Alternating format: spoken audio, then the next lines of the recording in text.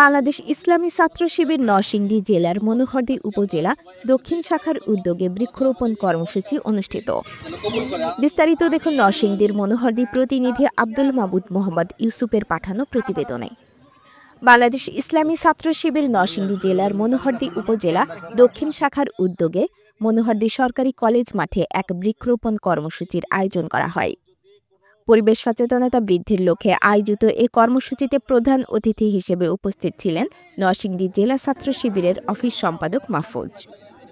বিশেষ অতিথি হিসেবে উপস্থিত ছিলেন মনোহরদী পৌরসভার জামায়াতের আমির ও মনোহরদী প্রেস ক্লাবের সভাপতি মোহাম্মদ আসাদুজ্জামান নূর এবং জেলা ছাত্র শিবিরের অর্থ সম্পাদক শাহীন।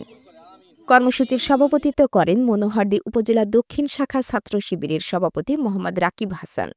এ সময় আরও উপস্থিত ছিলেন মনোহরদী পৌর ছাত্র শিবিরের সভাপতি জাহিদ হাসান শিপন, চ্যানেল মনোহরদী সম্পাদক ও প্রকাশক আব্দুল মাবুদ মোহাম্মদ ইউসুফ, এলাকার গণ্যমান্য ব্যক্তি ও স্থানীয় শিক্ষার্থীবৃন্দ।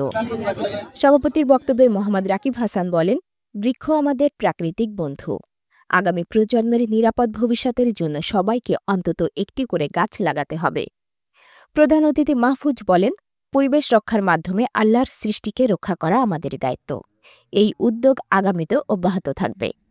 বিশেষ অতিথি মোহাম্মদ আসাদুজ্জামান নূর বলেন, পরিবেশ রক্ষার এই মহতী উদ্যোগ আমাদের সামাজিক দায়িত্বের অংশ। ছাত্র শিবির এই উদ্যোগ নিয়ে যুব সমাজের মাঝে সচেতনতা সৃষ্টি করছে। দিনব্যাপী কর্মসূচিতে বিভিন্ন প্রজাতির গাছের চারা রোপণ করা হয়। স্থানীয় জনগণের অংশগ্রহণে অনুষ্ঠানটি প্রাণবন্ত হয়ে ওঠে।